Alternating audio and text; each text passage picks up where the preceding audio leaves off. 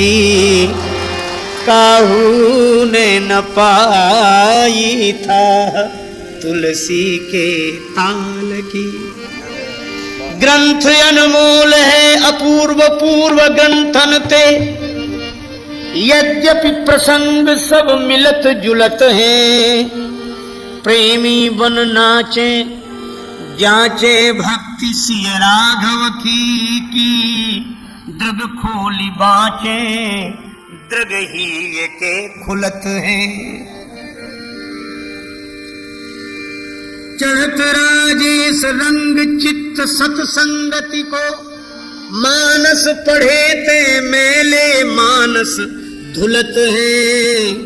राम गुण गायक अनेक कवि वृंद, किंतु तुलसी की तुलना में को ना तुलत हैं। तुलसी की तुलना में को ना तुलत हैं। श्री तुलसीदास जी महाराज की। प्रभु कर पंकज कपि के सीसा, प्रभु कर पंकज कपि के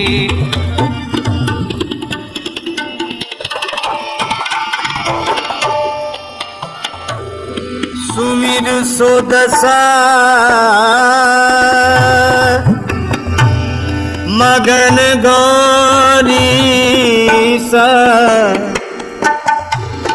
गौरी सा,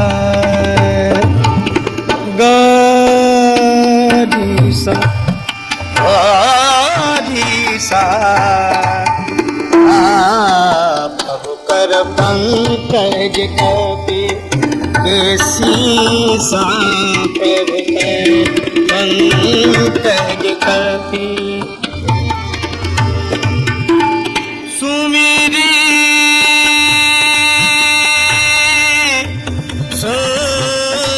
सुमिरी सुदशा मगन गौरी सा,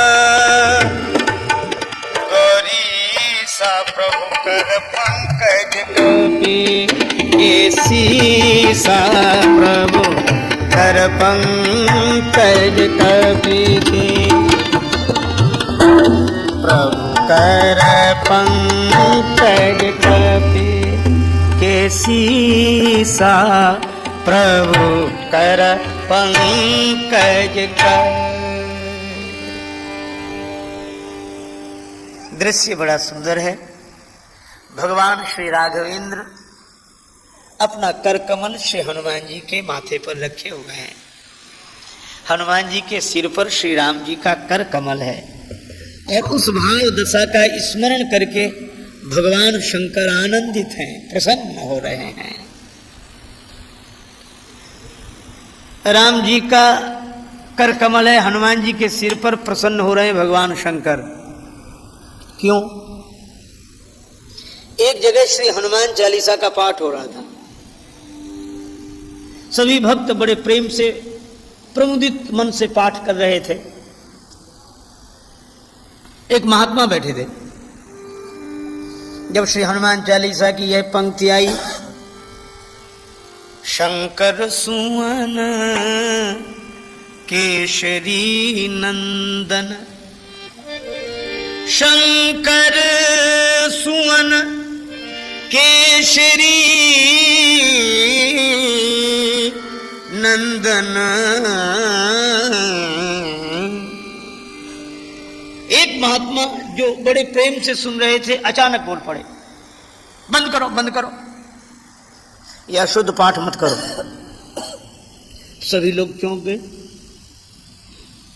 कहा कि महाराज इसमें अशुद्ध क्या है?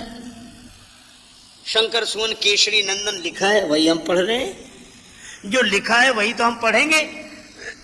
पर महात्मा भी अलमस्त संत थे।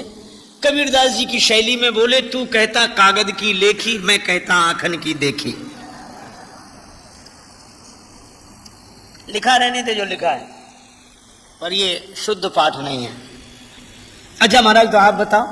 महात्मा उसी में भाव विवल होते हुए बोले, यह मत कहो कि शंकर सुवन केशरी नंदन का, फिर क्या कहे?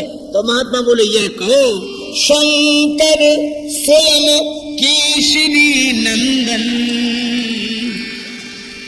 तेज प्रताप महा जगवंदन, जहि शरीर रति राम सोई आदरई सुजान, रुद्र देह तजने बस हरते भे हनुमान।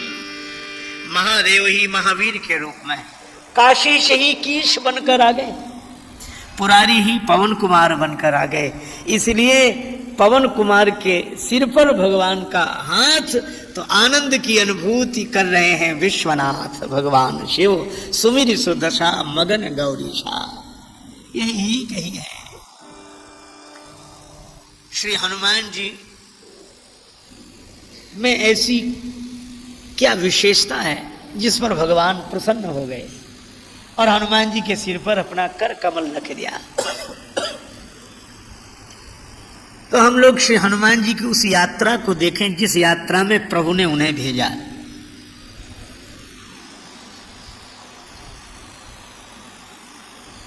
रामचरितमानस में वर्णन है, सभी वानर समुद्र के तट पर बैठे हैं, एक ही बात बार बार कही जा रही है, जो ना घई सत जो जन सागर, जो ना घई सत जो करई सो राम काज आगर, जो ना घई सत जो जन सागर, जो ना घई सत जो जन सागर, जो ना घई सत जो 100 योजन समुद्र का उल्लंघन करे वही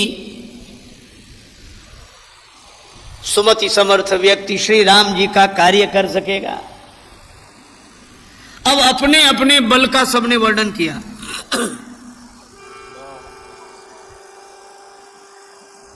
निज निज बल सब काहू भाखा,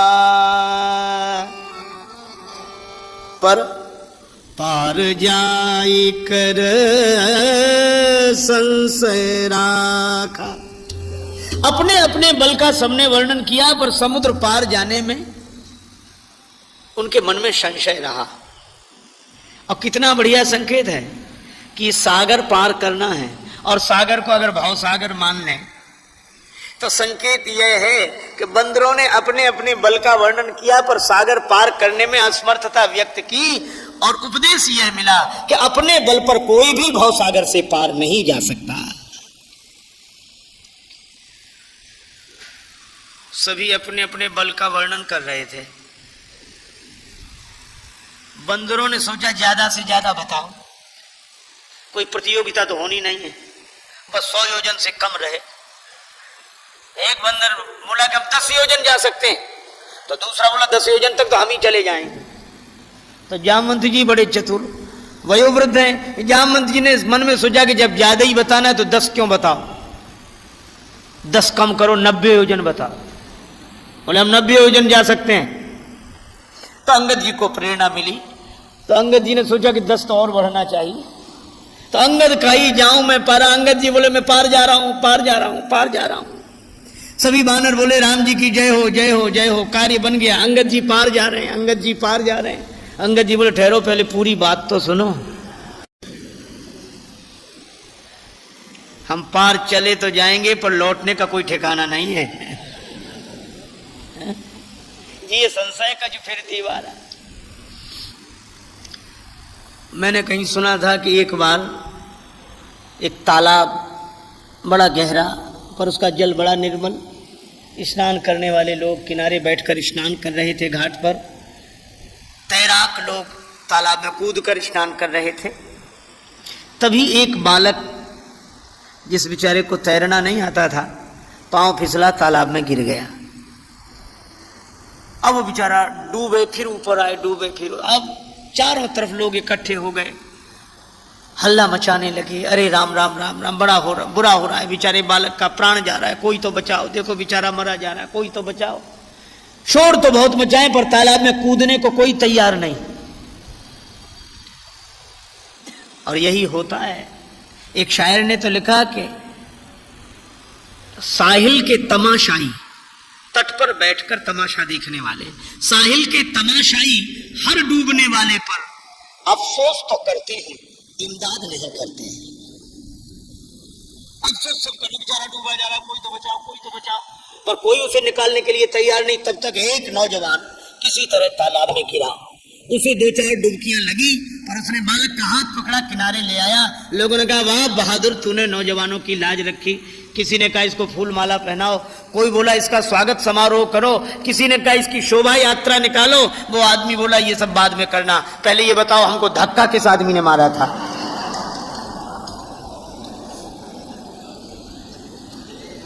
वो भी अपने मन से नहीं कूदा था। उसकी बात सुनी तो सबका उत्साह ठंडा हो गया। इसी तरह अंगद जी की जब बात सुनी कि पार तो चले जाएंगे पर लौटने का कोई ठिकाना नहीं, सबका उत्साह ठंडा हो गया। अब जामवंत जी ने देखा कि सभी अपने अपने बल का वर्णन कर रहे हैं पर हनुमान जी मौन हैं। किसी ने हनुमान जी से पूछा कि सभी अपने बल का वर्णन कर रहे हैं, आप क्यों नहीं बोलते? हनुमान जी बोले, जिसके पास अपना बल हो सो बोले, हमारे पास हमारा बल है ही नहीं तो हम क्यों बोले? पर आपको तो अतुलित बल धामम कहा जाता है। हनुमान जी बोले, हाँ यह सही है, पर आप एक बात का विचार करो, अतुलित बल का अर्थ हुआ असीम बल। हनुमान जी बोले, असीम बल तो भगवान का हो सकता है, जीव का बल असीम नहीं हो सकता। कहा फिर? कहा कि बात यह है कि अतुलित बल है भगवान का, कैसे मान लें? का एक आदमी बल देखने आया था। कौन? इंद्र का बेटा जयंत। 60 चाहत रघुपति बल देखा, और सीख का बाण पीछे लगा, सब जगह मारा मारा भटकता हुआ भाग रहा था। नारद जी की प्रेरणा से राम जी की शरण में आया। प्रभु ने पूछा क्यों आए थे? बोले बल देखने। देख लिया? हाँ। राम जी ने ऐसे ही विनोद में पूछ दिया, कितना है बल मुझ में? जयंत ने कहा, अतुलित बल अतुलित प्रभुताई, मैं मतिमंद जान ही नहीं पाई। तो ये अतुलित बल है राम जी का। और हनुमान जी बोले, हमने एक काम किया। क्या? जास हृदय आगार बसई राम सर चापधर, राम जी को हृदय में बिठा लिया। तो राम जी हृदय में बैठ गए, और राम जी का है अतुलित बल, तो राम जी जिसमें बैठ गए वह हो गया धाम, और अतुलित बल है राम जी का और धाम है हम, इसलिए अतुलित बल धामम है, उसमें हमारी कोई विशेषता नहीं, यह तो राम जी का अतुलित बल है। अच्छा ठीक है। हनुमान जी बोले, हमारे पास हमारा बल नहीं तो हम क्यों बोले? जामवंत जी समझ गए। तो जामवंत जी ने सोचा कि हनुमान जी को जगाना चाहिए। तो किसी में आम भाव जगाना हो तो प्रशंसा करनी होती है। अब जामवंत जी ने प्रशंसा की।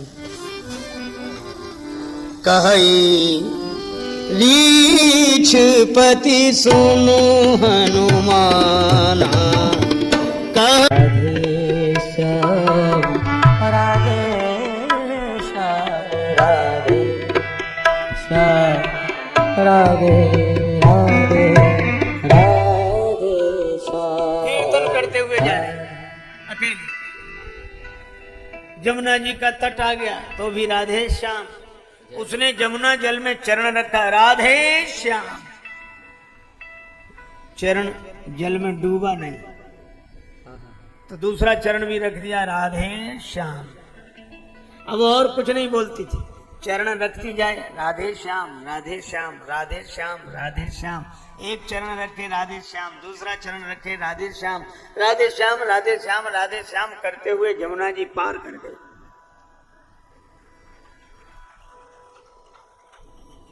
अब उसने नियम बना लिया, इधर से भी राधे श्याम करती जाए, उधर से भी लौटे राधे श्याम करती जाए।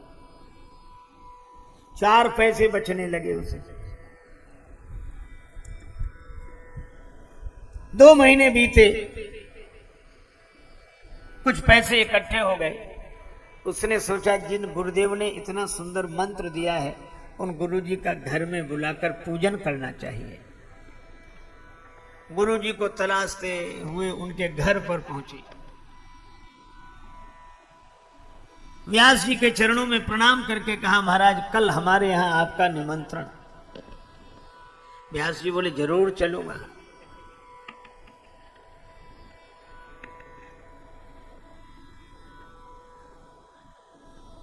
दूसरे दिन वो लेने आ गई। व्यास जी पहले से ही तैयार थे, घड़ी, छड़ी, चश्मा, नवीन वस्त्र। चले महाराज? हाँ चलो। आगे आगे ग्वालिन, पीछे पीछे व्यास जी। पर ग्वालिन नाव वाले घाट की तरफ न जाए, इधर ही जाए सीधे जमुना जी के तट पर। व्यास जी बोले, बेटी नाव वाला घाट तो उधर है, महाराज आप इधर से ही आइए। व्यास जी ने सोचा कि इसने कोई वहां इंतजाम कर रखा होगा, छोटी मोटी डोंगी नैया का कुछ इंतजाम किया होगा।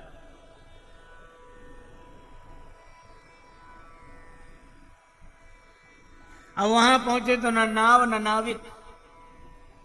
वह कहने लगी, राधे श्याम राधे श्याम राधे श्याम राधे श्याम। और जैसे ही उसने चरण रखा, उसका पांव नहीं डूबा, दूसरा पांव भी नहीं डूबा। गुरुजी ने सोचा कि ये जहां खड़ी है वहां जरूर कुछ होगा। गुरुजी अपनी धोती समेटते हैं और जैसे ही आगे चरण रखा तो कमर तक जल में चले गए। उसने गुरुजी का हाथ पकड़ा। अब गुरुजी कहते, बेटी तू जहां चल रही वहां कुछ रखा है क्या? अब वो कुछ उत्तर तो दे ना सके, क्योंकि अगर वो राधे श्याम कहना छोड़े तो खुद डूब जाए। इसलिए वो यही बोली, गुरुजी बोलो राधे श्याम, गुरुजी बोलो राधे श्याम, गुरुजी बोलो राधे श्याम, गुरुजी बोलो राधे श्याम, गुरुजी बोलो राधे श्याम, गुरुजी बोलो राधे श्याम, गुरुजी बोलो बोलो राधे श्याम, गुरुजी बोलो राधे श्याम, बोलो राधे श्याम, गुरुजी बोलो राधे श्याम, गुरुजी बोलो राधे श्याम, गुरुजी बोलो राधे श्याम, बोलो राधे श्याम, गुरुजी बोलो, गुरुजी बोलो राधे श्याम। जमुना क्या भव सागर में भी, जमुना क्या भव सागर में भी, इसी मंत्र से काम, गुरुजी बोलो राधे श्याम, गुरुजी बोलो राधे श्याम, गुरुजी बोलो राधे श्याम।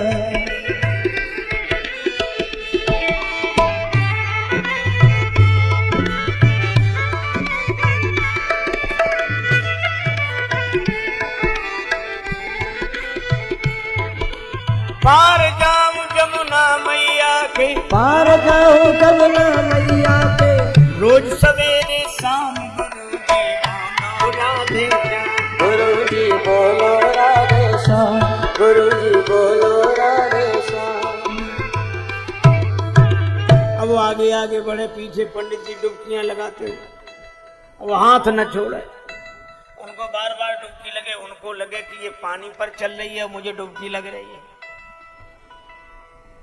कहने लगे, देख तू मेरी घड़ी ले ले, अंगूठी ले ले, और मेरे प्राण छोड़ दे। अब वो कुछ न बोले, वो तो कहे, गुरुजी बोलो राधे श्याम। पंडित जी ने कहा कि मेरा बेटा बहुत बड़ा अधिकारी है, तुम्हें बहुत परेशान करेगा। पर वो कहे गुरु जी बोलो, और कोई शब्द नहीं, गुरु जी बोलो राधे श्याम। अब पंडित जी ने, व्यास जी ने समझा ये कोई जादूगरनी है चुड़ैल जादूगरनी, या तो ये चुड़ैल है, ये जादूगरनी है चुड़ैल जादूगरनी अथवा बटमारनी नारी। और यही सोचकर पंडित जी झट करने लगे पुकार। पंडित जी ने सोचा ये चुड़ैल जादूगरनी बटमारनी है, इससे बचाने का उपाय तो भगवान ही कर सकते हैं। तो पंडित जी बोले उबारो राधावर घनश्याम, उबारो राधावर घनश्याम, उबारो राधावर घनश्याम, उबारो राधावर घनश्याम, उबारो राधावर घनश्याम, उबारो राधा राधावर घनश्याम, उबारो राधावर घनश्याम, उबारो राधावर घनश्याम, उबारो राधावर घनश्याम, उबारो राधावर घनश्याम। गुरु जी बोलो राधे श्याम, गुरु जी बोलो राधे श्याम। व्यास जी कहते उबारो राधावर घनश्याम, ग्वालिन कहती बोलो राधे श्याम। गुरु जी बोलो राधे श्याम, गुरु जी बोलो राधे श्याम, गुरु जी बोलो राधे श्याम। दोनों पार हो गए। व्यास जी बहुत घबराए हुए, पता नहीं घर ले जाकर क्या करे। पर वह घर ले गई, नवीन वस्त्र दिए, व्यास जी ने स्नान किया, सुस्वाद व्यंजनों से भरा थाल आ गया, भोजन कराया, तिलक किया, आरती पूजा की। गुरुजी समझ गए कि पता नहीं ये खिला पिला के मारेगी, क्या करेगी। खिला पिला के मारे, लेकिन जब सब अनुकूल व्यवस्था देखी तो गुरुजी बड़े प्रसन्न हुए। और उसने जब चरणों में प्रणाम किया दक्षिणा देकर, तो गुरुजी सोचने लगे कि बेटी, ये बीच में जमुना जी पार करते समय तुम्हारा पांव तो नहीं डूबा, मैं पूरा का पूरा डूब गया। क्यों?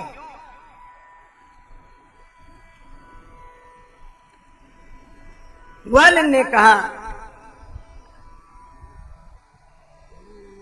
तन को, धन को, सुत संतति को अभिमान भरे अपने मन में,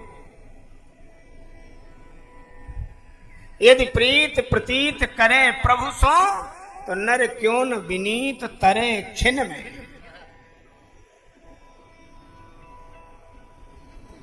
उस मंत्र ने पार किया। गुरुजी बोलो राधे श्याम। ये मंत्र बेटी तुम्हें कहां से मिला? ग्वालिन बोली, जिसने दिया विनीत मंत्र यह पावन प्रभु का नाम, उन सदगुरु के चरणों में मेरा बारंबार प्रणाम। गुरु जी बोलो राधे श्याम, गुरु जी बोलो राधे श्याम, बोलो राधे श्याम, गुरु जी बोलो राधे श्याम।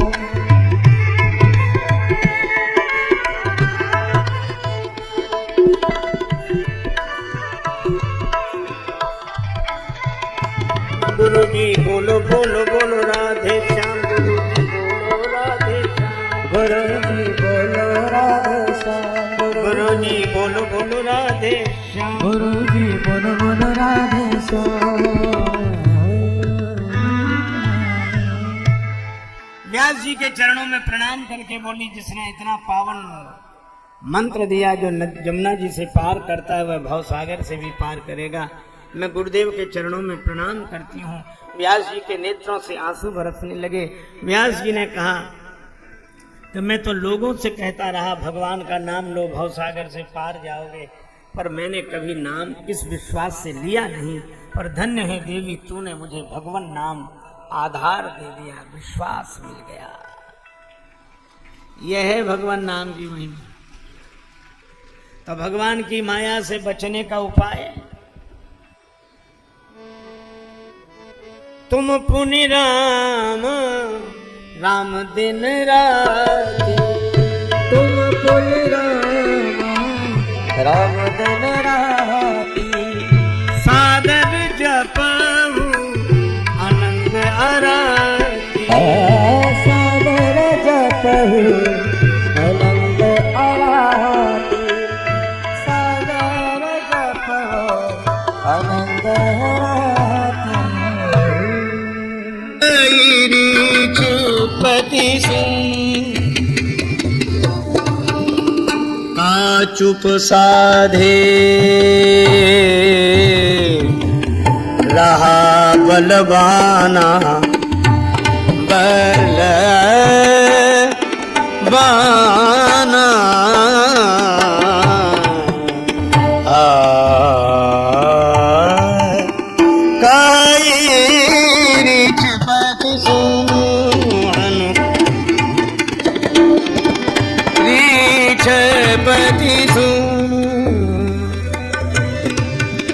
पवन तनय बल पवन समान, बुद्धि विवेक विज्ञान निधान, कायिक पति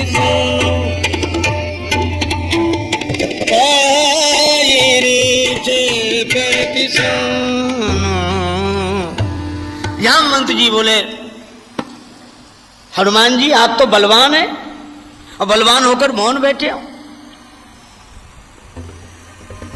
किसी की तारीफ हो जाए तो जोश में होश नहीं रहता, ना भी हो अपने में वो योग्यता, पर 10 लोग तारीफ करने लगे तो लगने लगता है कि इतने लोग कह रहे हैं तो है ही। एक बार एक आदमी 2 थैले हाथ में लिए, कंधे पर कंबल रखे, सामान,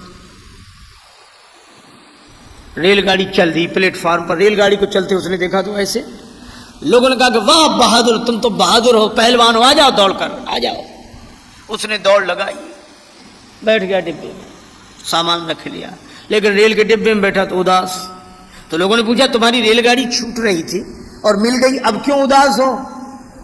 कहने लगे उदास तो इसलिए हूं, मुझे रेलगाड़ी में बैठना ही नहीं था, मैं तो किसी को बैठाने आया था, जिन्हें बैठाना था वो तो प्लेटफार्म पर रह गए। बोले फिर तुम क्यों बैठ गए? बोले तुम्ही ने कहा कि वाह बहादुर आ जाओ, वाह बहादुर आ जाओ, तो मुझे ये होश ही नहीं रहा कि मुझे प्लेटफार्म पर रहना है कि रेलगाड़ी में। तो तारीफ होने पर आदमी को होश नहीं रहता।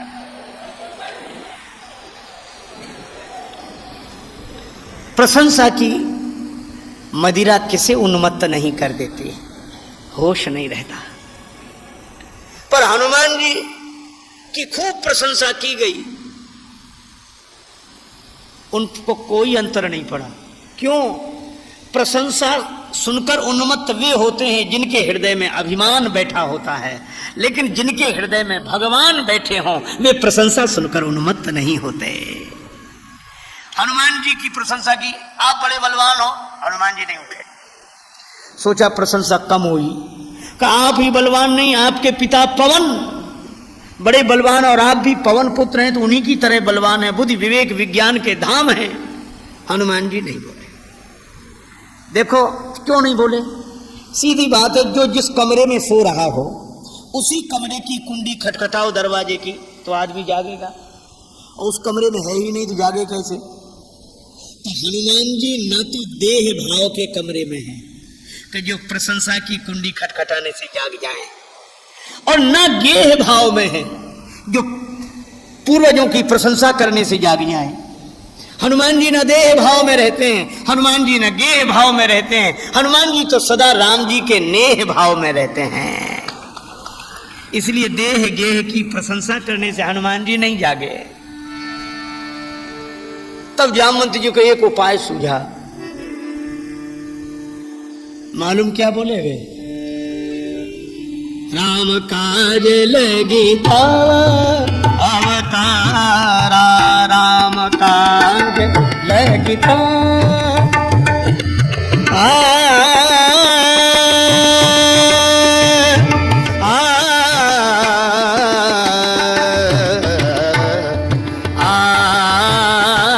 राम काज लगिता अवतारा, राम काज लगिता।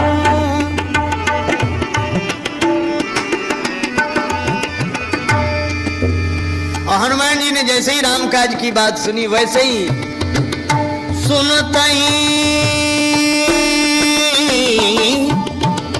भयऊ पर्वताकारा, कारा लगता अवतारा, राम का लगता लगता। जैसे ही जामवंत जी ने कहा कि वीर बजरंग बली पवन कुमार, तुम्हारा अवतार तो राम काज के लिए हुआ है, और जो राम जी का नाम सुना तो सुनते ही भयऊ पर्वताकारा। हनुमान जी भी बड़े बने, लेकिन अभिमान के कारण नहीं, भगवान के कारण, राम काज के लिए। अब हनुमान जी का विशाल रूप मानो अपर गिरि कर राजा, कनक बरन तन तेज विराजा। अब हनुमान जी ने गर्जना शुरू की, सिंहनाद करी बारही बारा, लीलई नाघऊ जल निधि खारा, सहत सहाय रावण ही मारी, आनौ यहाँ त्रकूट उपारी, आनौ यहाँ त्रकूट उपारी। अब हनुमान जी ने गर्जना शुरू की कि समुद्र तो खेल में लांग जाऊं, और कहो तो रावण को पूरे दल के साथ साफ कराऊं, वहीं सबको समाप्त करके लौटूं। लेकिन फिर मन में आया कि रावण को तो राम जी मारेंगे, तो हनुमान जी सोचने लगे कि बेकार राम जी को लंका तक जाना पड़े, लंका ही यहां उखाड़ कर ले आऊं, आना यहां त्रकूट उपारी। अब जामवंत जी घबराए, पहले तो हनुमान जी जाग नहीं रहे थे, और अब जाग गए तो थोड़ा ज्यादा जाग गए। तुलसीदास जी सोचने लगे कि बाबा अभी तो रामचरितमानस के 7 कांड होने हैं, ये तो चौथा ही कांड है, 3 कांड तो अभी बाकी हैं, सुंदर कांड, लंका कांड, उत्तर कांड। तो ये रामायण 4 ही कांड की रहने दोगे क्या? और फिर राम जी भी क्या सोचेंगे कि वाह हनुमान जी, हमारा पूरा कार्यक्रम ही अस्त व्यस्त कर दिया है। अब संभाले कौन हनुमान जी को? वो वैसी घटना हुई, एक आदमी के दांत में दर्द हुआ, डॉक्टर के पास गया, डॉक्टर साहब दांत में बहुत दर्द है, लेकिन मुझे डर भी लग रहा है, क्योंकि मैं पहली बार किसी डॉक्टर के पास आया हूं। डॉक्टर बोला बेकार डर रहे हो, हम तो बिल्कुल नहीं डर रहे हैं, क्योंकि हम भी पहली बार किसी मरीज को देख रहे हैं।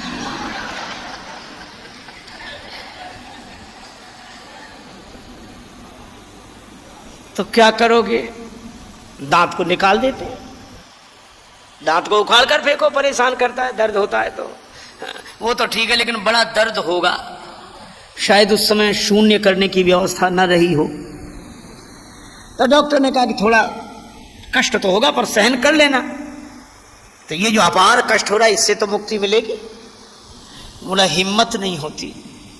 तो डॉक्टर ने सोचा कि गलत चीज का अच्छा उपयोग किया जाए। डॉक्टर बोला नशा करते हो? बोला हाँ। डॉक्टर ने अपने सेवक से कहा व्यवस्था करो, इसको पिलाओ। तो नशे की बेहोशी में दांत निकलवा देगा। पिलाया गया नशा। क्यों? दांत निकलवाने की हिम्मत हुई? तो नशे में बोला भी थोड़ी थोड़ी हुई। डॉक्टर बोला और पिलाओ। जब उसे ज्यादा पिलाया गया तो डॉक्टर ने पूछा क्यों, अब तुम्हारे दांत निकलवाने की हिम्मत आई? तो उठकर बैठ गया, अपनी बड़ी बड़ी मूंछों पर हाथ घुमाते हुए बोला देखे अब किसकी हिम्मत है जो हमारे दांत में हाथ लगाता है। पूरा प्रयोजन ही बदल गया। जामवंत जी को भी ऐसे ही लग रहा है कि हनुमान जी को थोड़े के लिए जगाया था, ज्यादा ही जग गए। पर एक बात है, हनुमान जी में जोश तो है, लेकिन बिना होश का जोश नहीं है। बल तो है, पर बल के साथ विवेक है। हनुमान जी को लगा कि हम जोश में ज्यादा बोल गए, तो किससे पूछें? वय का सम्मान, वृद्ध का सम्मान। जामवंत में पूछो, जामवंत में सिखावन दीजे सुमोही, उचित सिखावन दीजे सुमोही।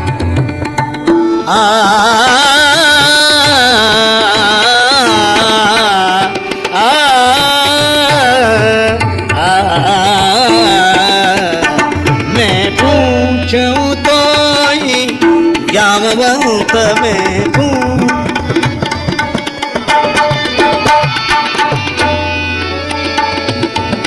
जामवंत में पूछूं तो ही उचित सिखावन दीजे सुमोही।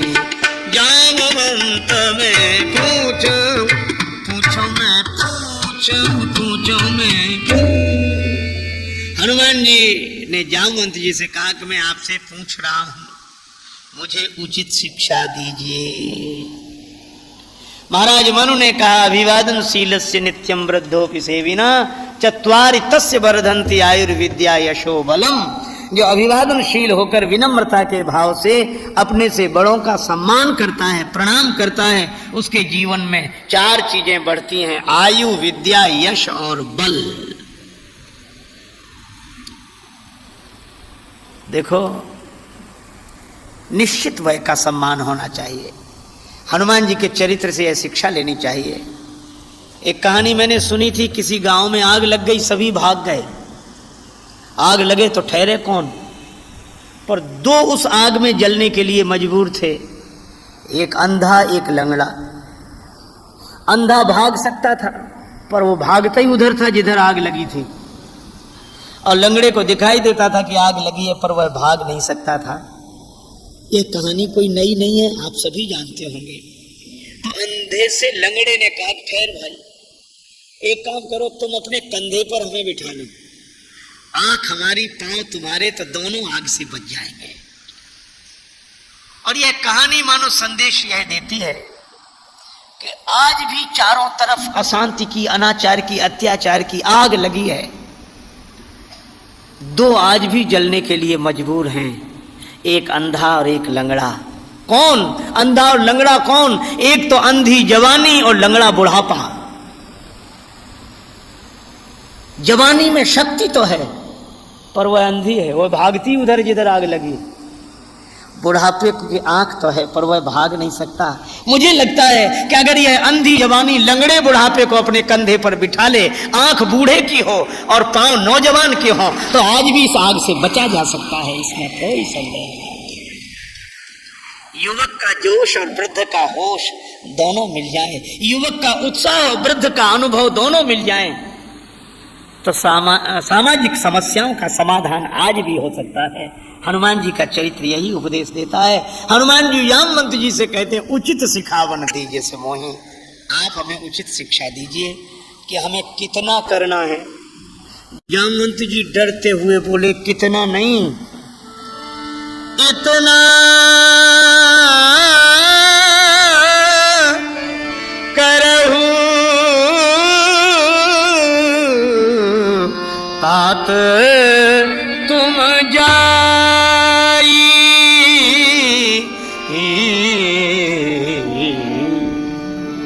इतना करो, क्योंकि जामवंत जी जानते कि नहीं, इतना बताएंगे तो इतना करके आएंगे, इतना ही करो। और संकेत क्या? मानो जामवंत जी ने कहा कि हनुमान जी, आप कहते हैं लीला में मैं समुद्र लांग जाऊंगा, आप लांग सकते हैं, लेकिन एक बात याद रखें, ये लीला आपकी नहीं है, यह लीला तो राम जी की है। गिरिजा सुनो राम के लीला, और आप उस लीला में एक पात्र हैं, तो आप कितना कर सकते हैं इसका महत्व नहीं है। महत्व तो इसका है कि राम जी के लीला में आपको करना कितना है, आपकी भूमिका कितनी है, बस उतना ही कीजिए। और अगर हम लोग भी यही समझें कि सब राम जी की लीला है और हम राम जी की लीला में एक भूमिका लेकर आए हैं, बस उस भूमिका को ही सच्चाई के साथ निभा लें, तो फिर भव सागर से पार जाने में कोई संदेह नहीं है। रमा है वही राम, लीला उसी की, रमा है वही राम, ये लीला उसी की, और यही है परम तत्व जय राम जी की। राम जी की लीला है। हनुमान जी बोले तो हमारी भूमिका कितनी है? बोले बस इतनी।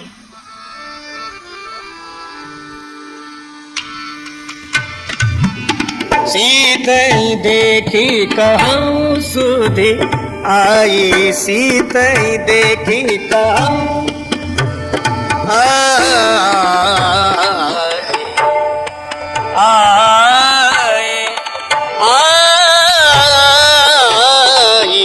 सीतई देखी कहूँ सुधि, सीतई देखी कहूँ सुधि आई। श्री सीता जी को देखकर लौट कर समाचार सुना दो, बस इतना ही करना है। उसके बाद तब निज भुज बल राजीव नैना। और ये बंदर किस लिए साथ होंगे? बोले कौतुक लाग संग कपि सेना। हनुमान जी बोले बिल्कुल ठीक, समझ लिया। अब पार जाने की जो स्थिति आई तो हनुमान जी क्या बोले? तब लगी मोही पर खेऊ तुम भाई, सही दुख कंद मूल फल खाई। जब लगी आवो सीतई देखी, ओही काज मोही हरस बिसेकी। तब तक मेरी प्रतीक्षा करना, दुख सहन करना, कंदमूल फल का आहार करना। कब तक? बोले जब तक मैं श्री सीता जी का संदेश लेकर न लौटूं। यह हनुमान जी का मनोबल तो देखो। कह दे यह नहीं कहा कि तब तक मेरी प्रतीक्षा करना जब तक मैं लौट ना आऊं। अगर हनुमान जी की जगह हम लोग होते तो यही कहते कि प्रतीक्षा करना जब तक हम न लौट आए। और कोई पूछता काम पूरा करके या वैसे ही, तो अभी क्या बता दे? अभी तो जा रहे हैं, अब देखो पता नहीं वहां क्या होता है, कैसी परिस्थिति, यहां से क्या बता दे। पर हनुमान जी ऐसा नहीं कहते। जब सीता ही देखी, श्री सीता जी का दर्शन करके मैं लौटूं तब तक प्रतीक्षा करना। सीता जी का दर्शन करके लौटूंगा ही। किसी ने पूछ दिया तो अभी से कैसे जान लिया कि सीता जी का दर्शन हो ही जाएगा? किसी भविष्यवक्ता से पूछा है क्या? हनुमान जी बोले ना, सबसे बढ़िया ज्योतिषी अपने पास है। हो ही काज क्यों? बोले मन हर्ष विसेखी। मन में हर्ष है, मन में उत्साह है, कदम चूम लेती है खुद आके मंजिल। मुसाफिर अगर अपनी हिम्मत ना हारे, अगर मन में उत्साह हो तो लक्ष्य समीप स्वयं चलकर आ जाता है। हनुमान जी में उत्साह है। जब लगी आवो सीता ही देखी। और हनुमान जी महाराज ऐसा कहकर सबको प्रणाम करते हैं।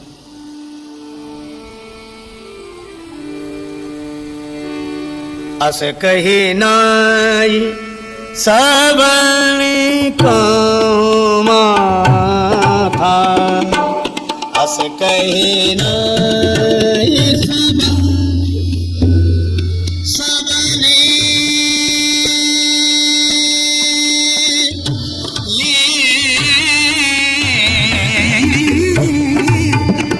सबनी नाई सब कहूँ माथा, चले हरसी धरी रघुनाथा, अस कहे नाई सबनी। ऐसा कहकर श्री हनुमान जी ने सब बंदरों को प्रणाम किया। सभी बंदरों के आंखों में आंसू आ गए। हनुमान जी आप समर्थ हैं, हम सब असमर्थ हैं। आप समुद्र पार जाने में समर्थ, हम इसी पार रह रहे हैं क्योंकि असमर्थ हैं। तो हमने यह तो सुना है कि असमर्थ समर्थ को प्रणाम करे, पर यह नहीं सुना कि समर्थ होकर असमर्थ को कोई प्रणाम करे।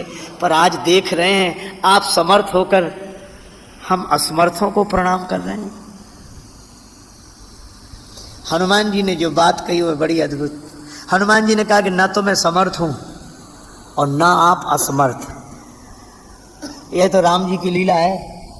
फिर बोले राम जी की लीला में समर्थ असमर्थ की बात नहीं, पार तो तुम में से कोई भी जा सकता है, पर राम जी की लीला में तुम्हें इसी पार रहने का पाठ मिला है, भूमिका मिली है, और मुझे उस पार जाने की भूमिका मिली है। इसमें क्या मेरा अभिमान और क्या आपकी समर्थता, यह तो राम जी की लीला है। तो जो यह समझ लेता है कि सब राम जी की लीला है, वह निर्द्वंद और आनंद में रहता है। क्या सोचता रे पागल मनुआ, जो बीत गया सो बीत गया,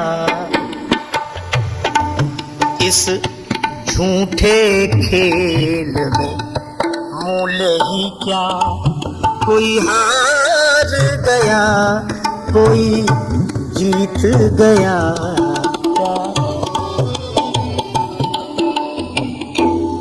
हम चाहे वही हो जरूरी नहीं, आशाएं कभी हुई पूरी कहीं, रे सोच तनिक जीवन घटका, श्वासा जल कितना बीत गया, क्या सोच तरे पागल मनुआ, जो बीत गया सो बीत गया, क्या सोच तरे पागल।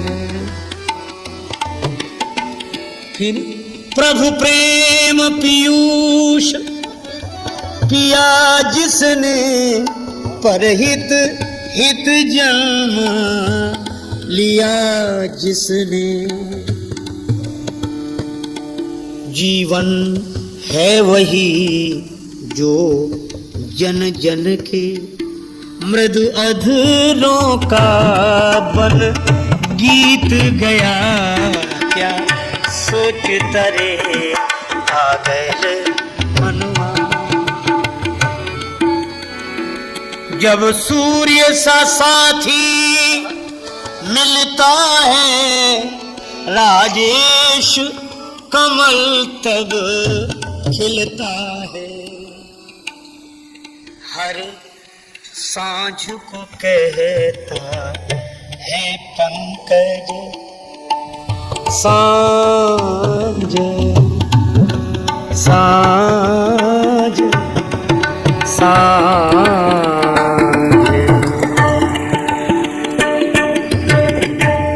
हर सांझ को कहता है पंकज, हम कैसे खिले अब मीत गया, क्या सोच तरे पागल मनुआ,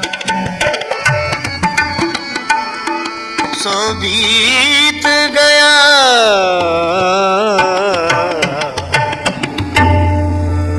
हनुमान जी कहते हैं हमने राम जी की लीला समझ ली, हमारी उधर रहने की भूमिका, आपकी इधर रहने की भूमिका, न हम समर्थ न तुम असमर्थ, समर्थ तो वे ही भगवान है जिनकी यह लीला है।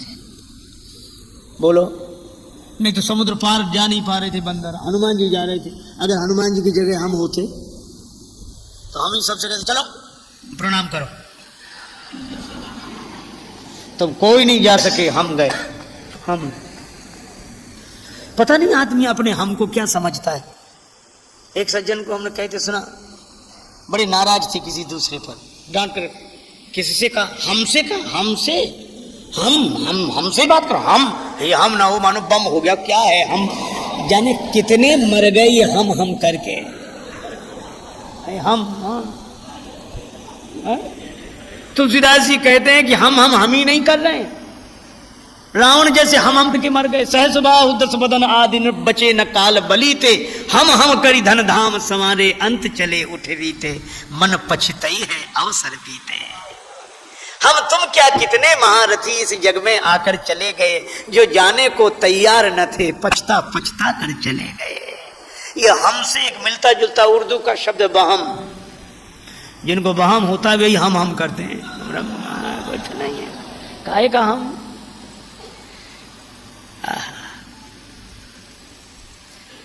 ये अहम ही तो भगवान से नहीं मिलने देता। अपनी खुदी ही पर्दा है दीदार के लिए, अपनी खुदी ही पर्दा है दीदार के लिए, वरना कोई नकाब नहीं यार के लिए। ये हम हनुमान जी की निरभिमानता।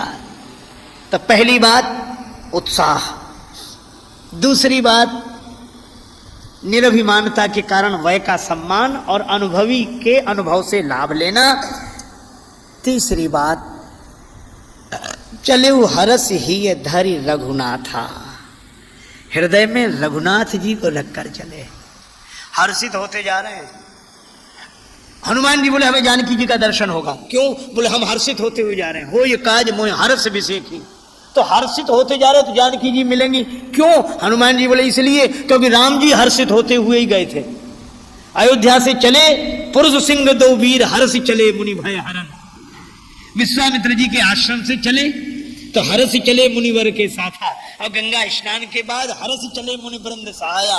तो जब उन्हें जानकी जी का दर्शन हो गया तो मैं भी हर्षित होते हुए जा रहा हूं, मुझे भी जानकी जी का दर्शन होगा, इसलिए प्रतीक्षा करो इस बार। और हनुमान जी ने राम जी को हृदय में रखा। चले वो हर्ष ही धरि रघुनाथा, और राम जी को एक बार नहीं बार बार रघुवीर संहारे। मुझे एक विनोद की बात याद आई। एक संत का भाव है, कभी कभी सरलता में संत ऐसी अद्भुत बात कह देते हैं कि उसकी किसी भाषा या व्याकरण के कारण भले ही संगति न बैठे, पर अर्थपूर्ण होने से वह भाव भी सारग्राही व्यक्ति को अच्छा लगता है। मैंने सुना है कि श्री हनुमान जी ने एक बार नहीं राम जी का बार बार स्मरण किया। तो एक सज्जन उन संत से पूछ रहे थे कि हनुमान जी ने इतनी बड़ी लंका जला दी पर उनका एक बाल भी नहीं जला, पूंछ का एक बाल भी नहीं जला, क्यों? महात्मा बोले तुम्हें पता नहीं है। क्यों? बोले इसलिए नहीं जला क्योंकि हनुमान जी ने जब राम जी का स्मरण किया तो एक बार नहीं बार बार, माने पुनः पुनः। तो इधर से हनुमान जी ने बार बार रघुवीर संहारी, तो उधर से राम जी ने हनुमान जी के बार बार रघुवीर संहारे। इधर से बार बार रघुवीर संहारी तो उधर से बार बार रघुवीर संहारी। और जिसके बाल बाल की संभाल श्री राम जी कर रहे हो, उसका बाल बांका कैसे हो सकता है? जो पे कृपा रघुपति कृपालु की, बैर और के कहा सरे, होय न बांको बार भगत को, जो रिपु कोटि उपाय करे। श्री हनुमान जी बार बार राम जी का स्मरण करते हैं, बार बार। आहा, भगवान का भरोसा। चले वो हर्ष ही धरि रघुनाथा, राम जी को हृदय में रख लिया। और अब हनुमान जी चले। जिमि अमोघ रघुपति करबाना, जिमि अमोघ रघुपति करबाना, जिमि अमोघ रघुपति। एही भांति चले हनुमाना, एही भांति चले हनुमान। जिमि अमोघ रघुपति करबाना, जिमि अमोघ रघुपति।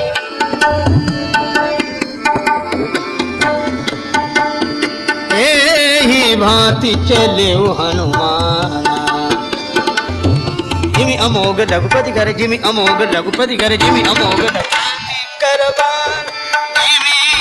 रघुपति अमोघ रघुपति, अमोघ रघुपति। हनुमान जी ऐसे चले जैसे राम जी का बाण अमोघ होकर चला हो। बाण की तरह जा रहे हैं हनुमान जी। अब बड़ा सुंदर संकेत मिलता है।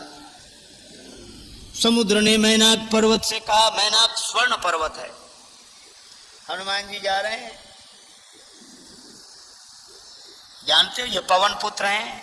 और मैनाक तुम याद करो, तुम पवन के कारण ही बचे हो।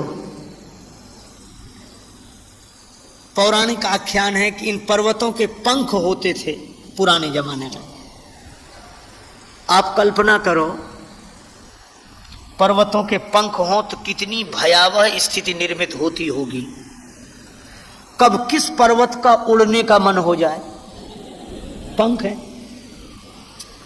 अच्छा, उड़ने में उतनी दुर्घटना नहीं, उड़ते उड़ते कहां बैठने का मन हो जाए। तो ये पर्वत उड़ते आबादी वाले क्षेत्र में जाकर बैठ जाते हैं। ब्रह्मा जी को बड़ी परेशानी हुई कि हम एक एक करके बनाते हैं, ये इकट्ठा मिटाते हैं। देवराज इंद्र से कहा, तो देवराज इंद्र राजा है, उन्होंने वज्र का प्रहार करके इन पर्वतों के पंख काट दिए। कितना बढ़िया संकेत है। राजा का यह दायित्व है कि जो ऊपर उड़ उड़ कर नीचे गिरकर समाज को नष्ट करें, ऐसों के पंख काट देने चाहिए, राजा का दायित्व है। उन्होंने तब से पर्वत अचल हो गए, कोई खतरा नहीं। अरे खतरा तो इनके पंखों की वजह से था, पंख काट दो, वे बने रहे, क्या हर्ज है। लेकिन मैनाक सोने का पहाड़, और कितना बढ़िया संकेत है। बाकी पर्वत तो अचल हो गए पर सोने का पहाड़ अचल नहीं हुआ। पंख क्यों, बड़ा सुंदर संकेत है कि चाहे हर कोई अनुभव अपने जीवन में करता हो, हर तरह की संपत्ति अचल होगी, पर यह स्वर्ण अचल नहीं है। आज यहां, कल वहां, परसों वहां। तो इस मैनाक ने कहा कि मुझे बचा लो। तो अब इंद्र से बचने का उपाय क्या? समुद्र से कहा कि तुम्हारे भीतर अथाह गहराई है, मुझे छिपा लो। तुम तो बहुत बड़े हो, बड़प्पन दिखाओ, मुझे छिपा लो अपने भीतर। समुद्र ने कहा मुझे तो कोई परेशानी नहीं।